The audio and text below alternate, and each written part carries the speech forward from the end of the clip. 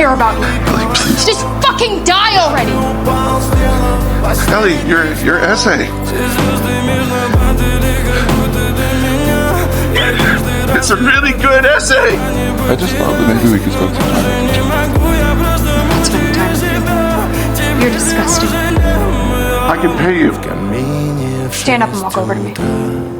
No, without this thing.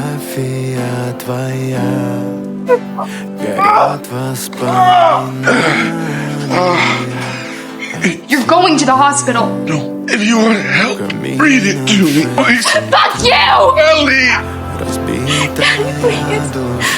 In the amazing book Moby Dick by the author Herman Melville, the author recounts his story of being at sea. That the author was just trying to save us from his own sad story. Just for a little while.